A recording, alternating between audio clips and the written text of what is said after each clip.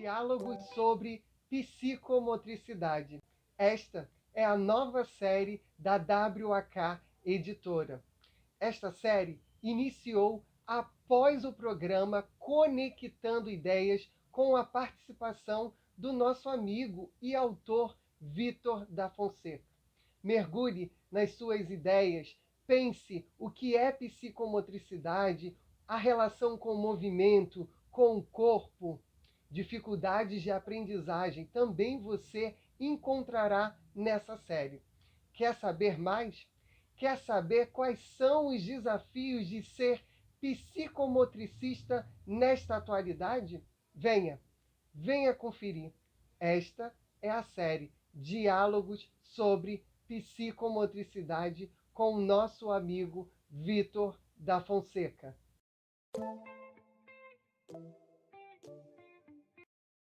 E, portanto, nós estamos a falar aqui da importância da linguagem corporal, digamos que da psicomotricidade, que é outro termo equivalente à psicomotricidade na minha dimensão. Ela é equivalente à chamada comunicação não verbal, a implicação que tem o gesto, a mímica, a pantomima, a expressividade corporal, enfim, que depois se prolonga na dança, no teatro, etc., tem exatamente muito a ver com os prelúdios do desenvolvimento do vocabulário e os prelúdios do desenvolvimento da gramática. E, portanto, ela depois só é produzida com correção, com uma micromotricidade específica, que é a oromotricidade, não é?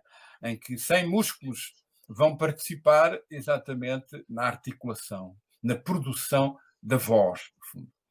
Músculos que estão abaixo do osso hioideu, que é o único osso que não tem articulação com outros ossos, que é a chamada maçã de Adão, que eu estou agora a tocar, que tem inserções de grupos musculares que suportam a maioria dos movimentos exatamente da língua, no fundo, não é? E, portanto, a psicomotricidade também tem que se preocupar não só com os pés, com as corridas, com os saltos, com o transpor os objetos, etc., com as mãos em relação ao jogo e às construções, etc., mas também tem que se preocupar com a motricidade específica e extraordinária da fala, no fundo, da articulação, não é? Então, nesse aspecto, a atividade do canto, a relação com a música, a aprendizagem, digamos, que está associada a esse instrumento da voz, é também muito importante para a educação infantil ter muita preocupação. O cérebro da criança, na idade da educação infantil, tem 3 sistemas operativos fundamentais que têm que estar a funcionar em termos de otimização. O primeiro é o sistema operativo emocional, e, portanto, a criança tem que ter recompensas, a criança tem que ter teoria da mente, a criança tem que ter empatia, a criança tem que ter, digamos, reciprocidade afetiva, e tem que ter, portanto, já essas competências sociais. Tem um sistema operativo psicomotor, que eu defino desde a tonicidade ao equilíbrio, porque é, digamos, a função de maturação das partes, digamos, inferiores, digamos, do cérebro, de fundo. E depois, a fase intermediária, que vai envolver a importância da lateralização, a importância da dominância manual e da especialização hemisférica, no fundo, do tráfego de sensações e de ações que ocorre entre a pele e o cérebro, no fundo. É bom lembrar que o cérebro resulta de um enrolamento interno da pele, não é? E, portanto, há uma correspondência ponto por ponto quase da pele com o cérebro, no fundo. Daí a implicação que tem os milhões de sensores que a nossa pele possui, essa sensibilidade, digamos, pélvica, que é de uma importância capital para o desenvolvimento da afetividade e desenvolvimento, portanto, de condutas emocionais e relacionais estáveis. No sistema operativo psicomotor, depois vamos ter que ter as gnósias importantes do corpo, não é? A noção do corpo, a somatognósia, a egognósia, não é? Essa noção do eu, que é uma noção corpórea, não é?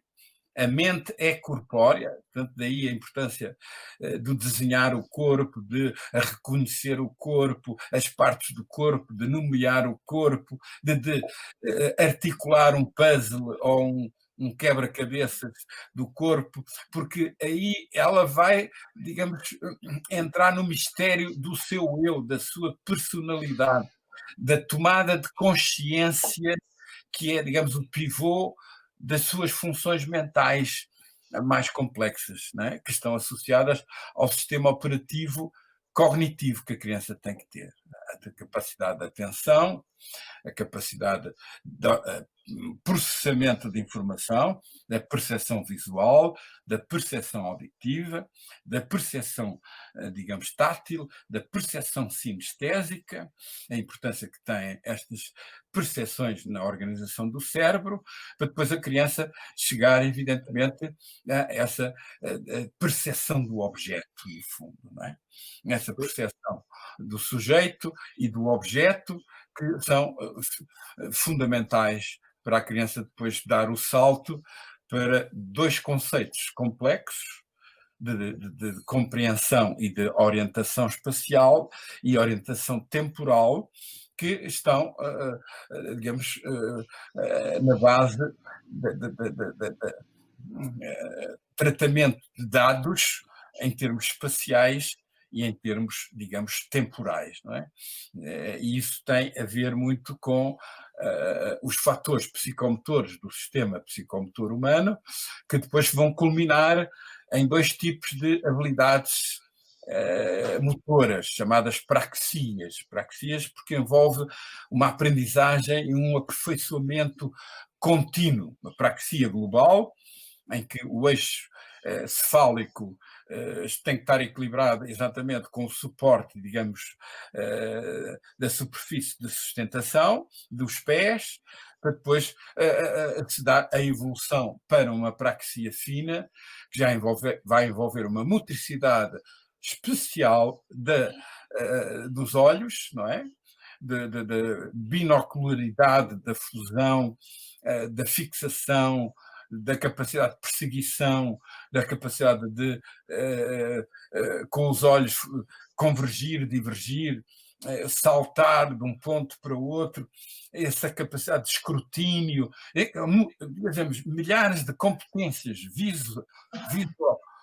motoras, visoperceptivas, visoconstrutivas e visográficas, que devem ser também, digamos, especializadas no psicomotricista, no sentido de, digamos, criar as pré-aptidões da protoescrita, da protoleitura e da protomatemática, para depois chegar à pré-matemática, à pré-leitura, à pré-escrita e depois, finalmente, atingir essa competência psíquica superior.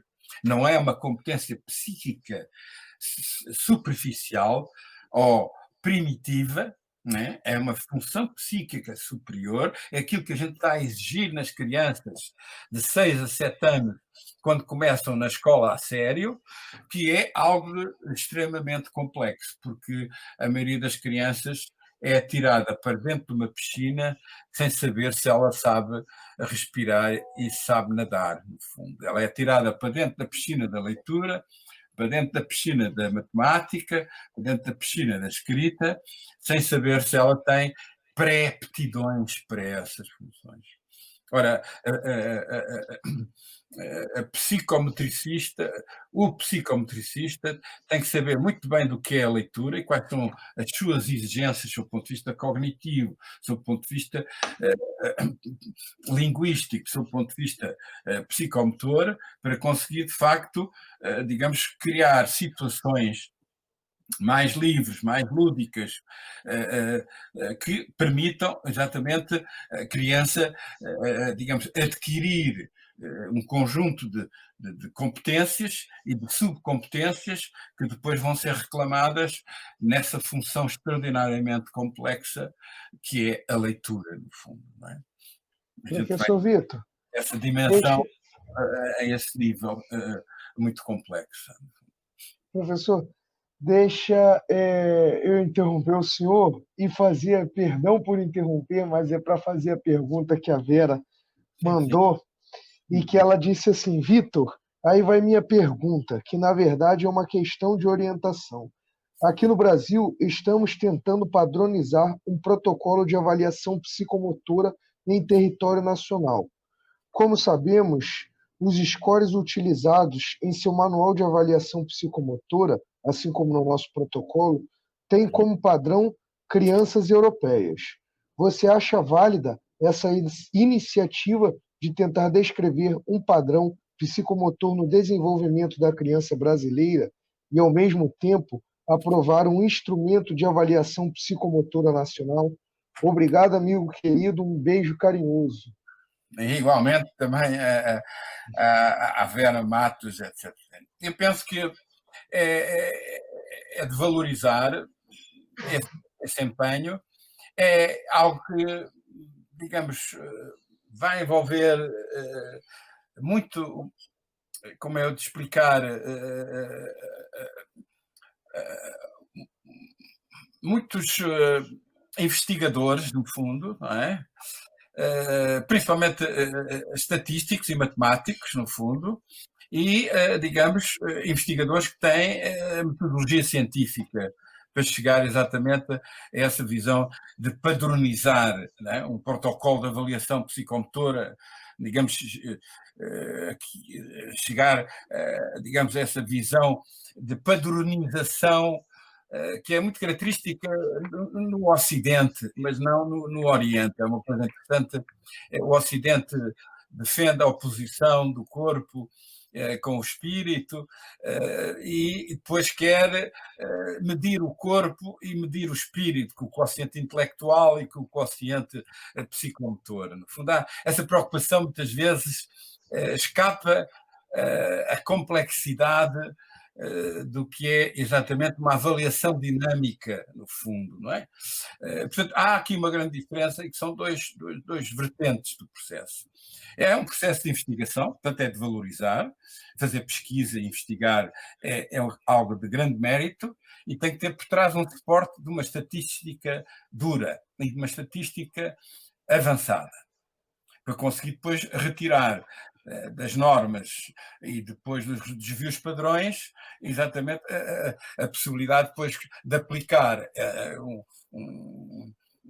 um teste, porque aqui já não é uma bateria nem digamos, um processo de avaliação dinâmica, é um processo de avaliação, digamos, estático, no fundo, porque, no fundo, o teste mede o produto final, mas não mede os processos. E na minha perspectiva, eu sou mais vigotskiano, digamos, uma orientação mais russa nesse aspecto, que é exatamente uma avaliação dinâmica do potencial de aprendizagem das crianças. Não é? E, portanto, essa visão é uma ótima iniciativa, porque permite, portanto, chegar àquilo que há muita gente que ambiciona, que é, no fundo, standardizar, medir, normalizar, uniformizar, unificar, modelar, enfim, classificar, no fundo. Não é? Ora, a minha visão é um bocado mais terapêutica e, portanto, eu não tenho essa visão, digamos, de avaliação estática. Eu tenho uma visão de avaliação dinâmica, aliás, explicada num livro que eu já escrevi para a Vozes, mais sobre até a avaliação do potencial de aprendizagem, no sentido das competências, digamos, da leitura, da escrita, da matemática, etc. E, portanto, em primeiro lugar, defender essa orientação, acho uma ótima iniciativa, deve ser bem preparada essa e pode ser, digamos, partir de um conceito. Então, o que é que a gente vai medir e como, que instrumentos é que temos? Eu, por exemplo, usei, digamos, 7 fatores psicomotores, podem ser usados mais, não é?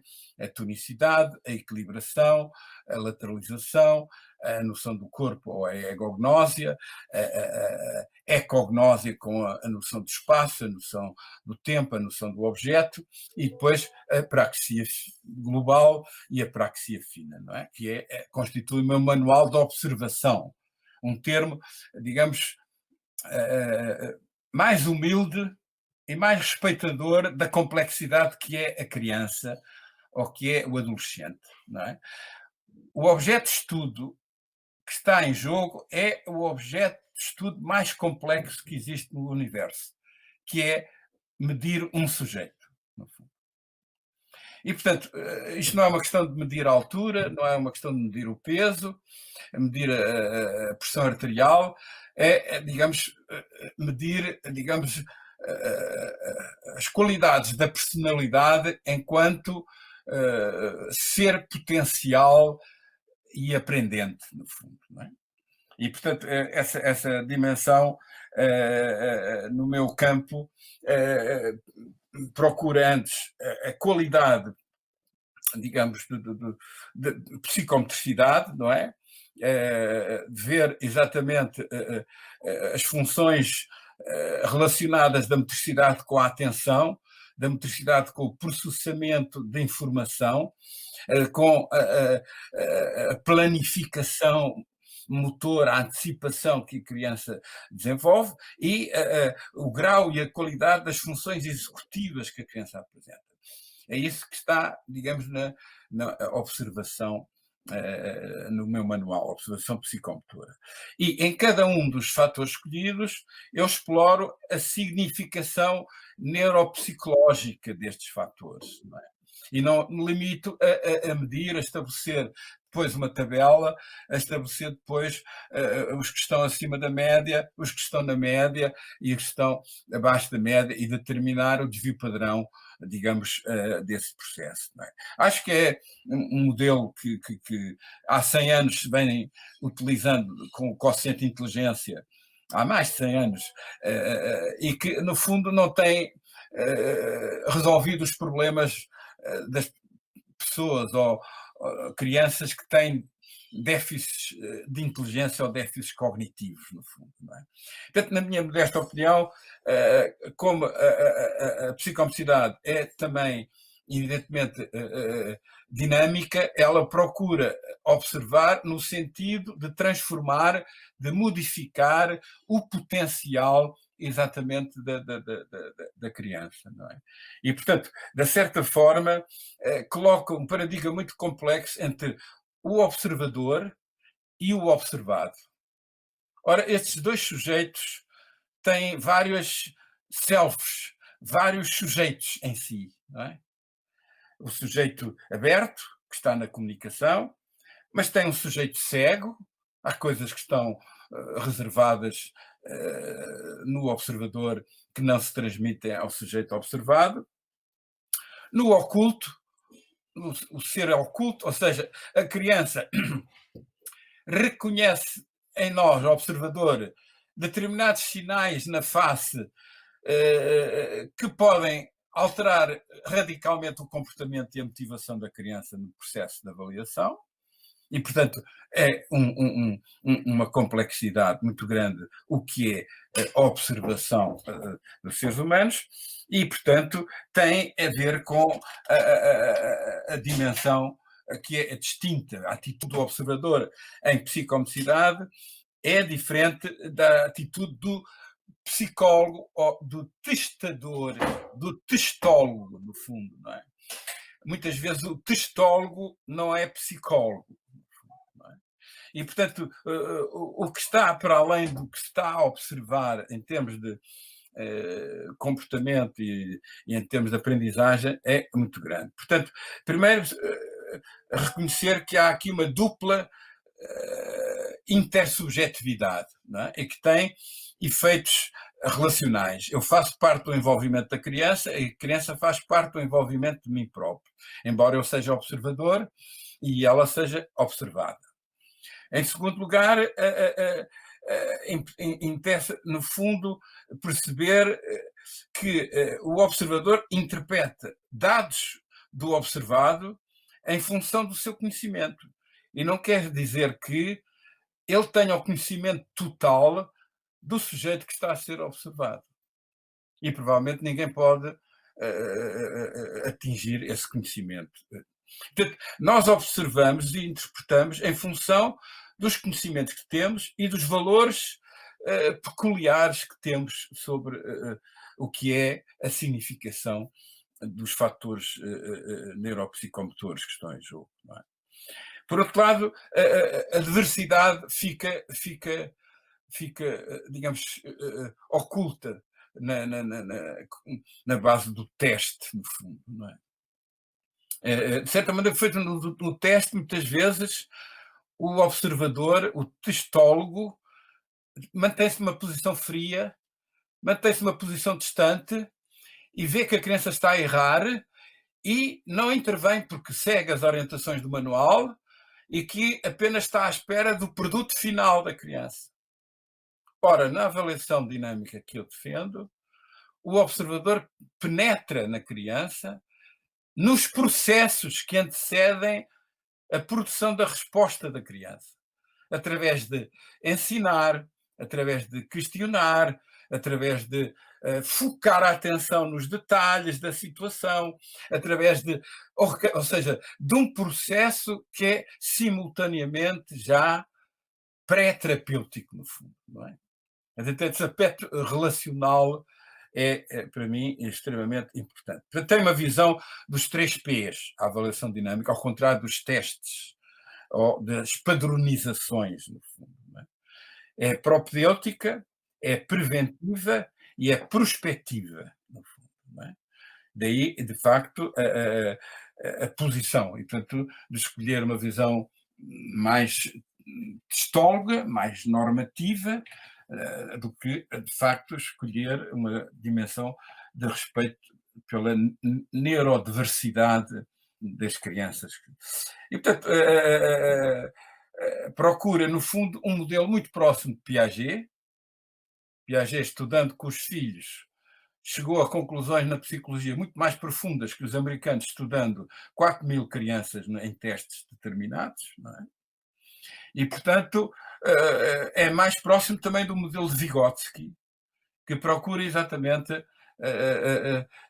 estabelecer, digamos, entre estes 2 sujeitos, o sujeito que observa, avalia, estima o potencial de um ser humano, a sua zona de desenvolvimento proximal, no fundo. Não é? Um conceito extraordinário de Vygotsky, é de uma respeitabilidade pelo futuro da criança extremamente importante. Não custa nada testar uma criança e depois pôr um rótulo. E depois daí nascerem expectativas negativas para a família e para a educação e marcar um ser humano para toda a vida em relação à questão da normalização. É algo importante do seu ponto de vista de pesquisa, de investigação. Estou exatamente de acordo com isso. Isso até devia ser promovido pelo Instituto Brasileiro do Estudo da Criança Brasileira, ao Instituto para o Desenvolvimento da Criança Brasileira, porque é uma coisa que tem, sob o ponto de vista de investigação, importância para comparar crianças e ter essa dimensão. Mas ao nível, digamos, terapêutico e pessoal, a avaliação, que eu não gosto muito do termo diagnóstico, porque diagnóstico tem uma dupla dimensão. Ele é a gnose do dia, aquilo que é atual, mas também depois tem que ter uma dimensão, digamos, não diacrónica, mas sincrónica, ou seja, tem que ter uma noção quais foram os aspectos no passado que tivessem influenciado o potencial de desenvolvimento que a criança está a demonstrar nesse processo atual de observação ou de avaliação. Portanto, eu tenho que fazer uma anamnese extremamente complexa para conseguir perceber a história daquele sujeito, porque a criança é uma história dentro de outra história, naturalmente. E, portanto, essa dimensão digamos, muito importante. No campo terapêutico que é o meu, eu procuro avaliar para depois intervir. A minha grande preocupação é saber quais são as áreas fortes que a criança tem, onde ela tem autoapoderamento, onde ela tem autoeficácia, onde ela está, digamos, enriquecida e, portanto, autocompetente, né? No sentido, digamos, do Brunner, e depois saber quais são as suas áreas fracas, onde a criança tem exatamente hesitação, vulnerabilidades e até onde pode ter expressões emocionais extremamente complexas, porque um teste pode ser uma ameaça. E quando o cérebro detecta uma ameaça, há uma estrutura no sistema límbico que se chama amígdala, pode transformar radicalmente a organização da conectividade das redes neuronais no cérebro da criança. E ela vai exprimir ali no teste uma coisa que ela não é, porque ela está ameaçada, porque a situação que foi apresentada está acima, digamos, das possibilidades que ela percepciona que são exigidas naquele momento por aquela pessoa que é psicóloga ou que é psicometricista, está a exercer, digamos, um poder que, evidentemente, pode ser lido pela criança, ela não vai exprimir-se, porque não tem vocabulário para isso, mas a sua conduta pode mostrar já no seu corpo agitação, desmotivação, provavelmente já não tem atenção visual sustentada, provavelmente já não tem relação de proximidade e começa a ter desmotivação e provavelmente a gente vai concluir coisas erradas do potencial desse ser humano que está à nossa frente. Portanto, Professor Vitor, só para explicar este for um ponto final. A avaliação dinâmica é diferente nos objetivos, não é? Que ela procura uma interação, procura uma transferência, procura a modificabilidade psicomotora da criança, e se for preciso intervir, digamos, naquele momento intervém, a pessoa não fica estática a observar a compreensão da tarefa, a organização da resposta, ela pode intervir, é esse poder de interação que eu privilegio. É a diferença nos instrumentos, portanto, que tem exatamente a possibilidade de, ok, testamos, depois ensinamos e depois retestamos, porque pode ser que a carência que a criança demonstra ali não ser, digamos, da sua organização neurológica, mas decorrente do contexto social e cultural e económico onde ela se desenvolveu. E, portanto, aí atenção ao que a gente está a avaliar em relação a isso. É uma diferença de orientação. Nós não estamos orientados para o produto final, nós estamos orientados para exatamente os processos que antecedem o produto final. Ou seja, aquilo que está antes da motricidade. Nós estamos preocupados com o aspecto psíquico que prepara, organiza, planifica, antecipa, monitoriza e executa e controla a motricidade. Então, esses parâmetros todos é o que a gente quer, porque é isso que a gente depois pode modificar para depois melhorar o produto final. O produto final não se melhora só pela repetição, melhora-se pela qualidade da estimulação e pela qualidade da organização interna do cérebro, do psiquismo, que sustenta, digamos, o controle da motricidade, no fundo. E, portanto, tem uma diferença também na interpretação dos resultados, no fundo, não é? No fundo, nós estamos muito preocupados se há dificuldades então a gente reconhecê-las e depois ter uma noção de áreas fortes, áreas fracas e áreas hesitantes, a chamada zona de desenvolvimento proximal, nós conseguimos, a partir dali, planificar um processo de intervenção. E esse processo de intervenção deve começar pelas áreas fortes, para a criança ficar emocionalmente fortalecida, com autoestima e com resiliência para encarar tarefas adversas. Depois, trabalhamos as zonas de desenvolvimento proximal. Então, nós temos que criar muitas situações em que nós facilitamos, somos facilitadores da psicomotricidade da criança. Ela vai ter que falar antes de agir. Ela vai ter que falar e verbalizar depois de agir. Ela vai ter que simbolizar antes de agir, ou vai ter que simbolizar num quadro depois de agir. Ou seja, o antes do movimento e o depois do movimento é mais importante do que o movimento em si. E, portanto, isto é uma visão, naturalmente, distinta da visão clássica, textológica, mas que eu aceito perfeitamente que deve ser desenvolvida, estimada, levada a seu efeito. É preciso investir, se calhar, muitos recursos humanos e materiais e financeiros para se conseguir chegar a essa, digamos, normalização, aprovar um instrumento de avaliação psicomotora para todo o Brasil. E essa, diremos, acho que será, digamos, um objetivo de grande prospeção, de grande visão, e que eu aplaudo a Vera Matos de conseguir reunir condições para fazer algo que é, de facto, tão complexo e tão difícil. Não é?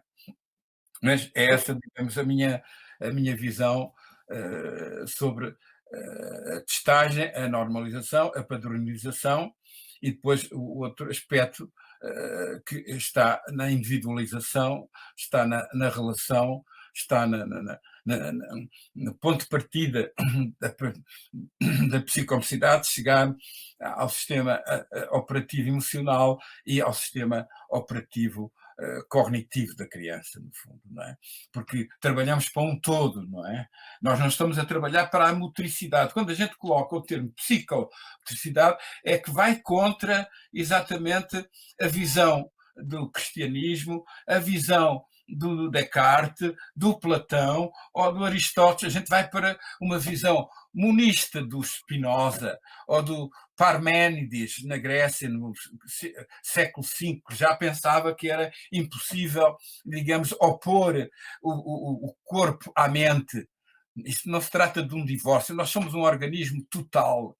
Olhem para mim e olhem para vocês. Nós não temos a separação do corpo da cabeça pensante, no fundo. Não é? Portanto, a mente é corpórea, no fundo. Não é? E daí a importância que a educação deve dar mais ao corpo, no fundo, nas crianças, nos adolescentes, não é? E o papel e a importância que a motricidade pode ter através de múltiplas atividades, desde a arte, à dança, à música, ao desporto, essas dimensões, porque digamos que nós nascemos para mexer, para tocar e ser tocados, no fundo, não é? Então, essa dimensão, o cérebro, digamos que aprende melhor fazendo. Learning by doing. É uma frase, digamos, universal, introduzida por um grande pedagogo e filósofo, John Dewey, americano, em 1925. Não é? Nós estamos quase há 100 anos e ainda não percebemos o que é que ele queria dizer, no fundo. E, portanto,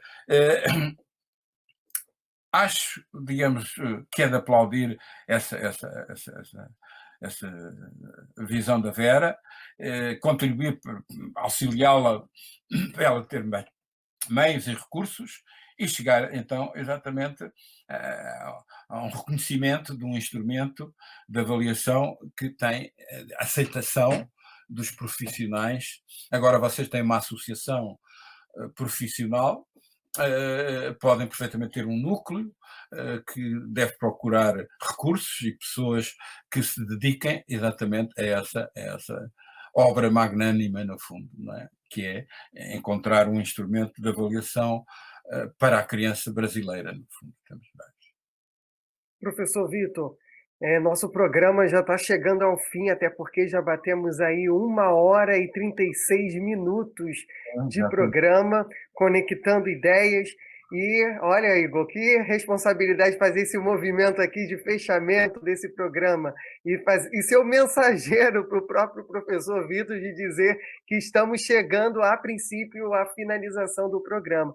Então, professor Vitor, eu gostaria que o senhor fizesse as considerações finais de quais são as conquistas e os desafios de ser psicomotricista. Bom, os desafios estão implícitos naquilo que eu transmiti durante esta 1h30, no fundo, não é? E os desafios também, quer dizer, de alguma forma acabei por fazer um leque e comecei exatamente